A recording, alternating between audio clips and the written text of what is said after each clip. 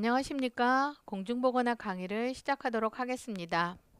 자, 오늘은 제 세 번째 챕터 감염병 관리로 들어갈게요.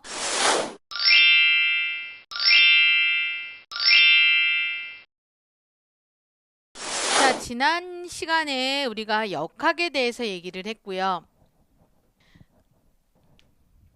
자, 역학을 얘기를 할 때 강의를 들으신 분은 아시겠지만은 역학은 한 네다섯 문제 정도 출제가 된다 이렇게 얘기한 적이 있습니다. 자, 그러면 감염병 관리는 도대체 몇 문제 정도가 나오느냐를 보면은 6문제에서 한 7문제 정도. 그래서 거의 이제 문제 수는 조금 그 부분에서 비슷비슷하게 나오는 편이에요. 자, 역학에서 4문제 정도 나오면은 감염병에서 7문제 나온다. 이렇게 이제 이해하시면 될 것 같고요.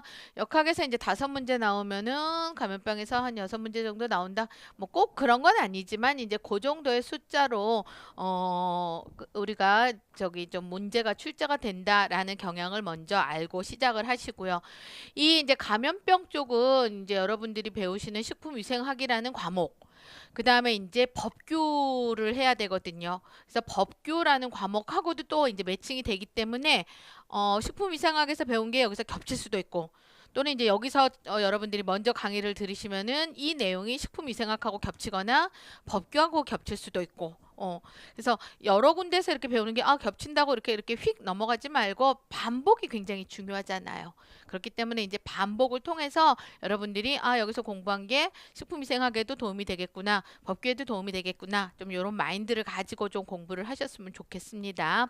자, 첫 번째 이제 감염병의 이제 개요라고 해서 질병 발생에 대한 편천, 그러니까 질병 발생에 대한 이론에 대한 변천인 거죠.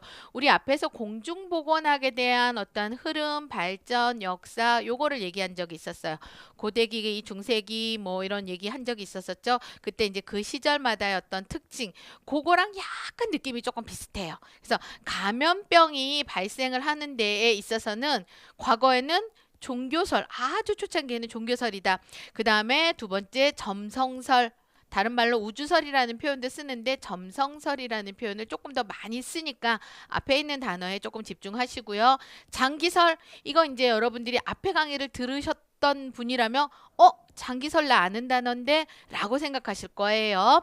그래서 장기설, 그 다음에 접촉감염설, 그 다음에 미생물 병인설, 이것도 우리 앞에서 공중보건학에 대한 역사 얘기할 때 미생물 병인 요거 한번 단어 언급된 적이 있었습니다. 그 다음에 다요인설, 다요인설, 이거 이제 어디서 끊을지 여러분들이 조금 헷갈리겠지만 여러 가지 요인이 복합적으로 작용한다 해서 다요인설, 다른 말로 복수병인, 복수적으로 여러 가지 요인이 병의 직접적인 원인이다 이렇게 이제 설명을 한다라는 거죠. 여기에서는 각 시절의 어떤 특징보다는 일단 여기서 여러분들이 꼭 기억하셔야 되는 거는 순서예요. 질병 발생의 변천에 대한 순서. 첫 번째 종교설, 다른 말로 천벌 또는 신벌설이라는 단어는 함께 알아두세요. 신벌설. 그래서 종교설 또는 신벌설, 그 다음에 우주설 또는 점성설, 이때는 점성설을 조금 더 먼저 알아두시고요. 장기설, 접촉감염설, 미생물 병인설, 다른 말로 세균설이라고도 얘기를 하고요. 그 다음에 다요인설, 그 다음에 요거는 복수병인론이라고 하는 요 흐름을 먼저 외우시라는 거죠. 왜냐면 여기 이제 최근에 시험 문제 나왔었기 때문에. 그래서 뭐 순서를 외운다라는 건 이거 해가지고 순서 뒤죽박죽 해가지고 옳은 거 고르세요 요거잖아요. 요건 별로 어렵진 않을 거예요. 그 안에 설명도 그렇게 어렵진 않아요. 공중보건학의 역사를 들으신 분들은 아마 이게 그런 내용이구나 라고 이해되실 거예요.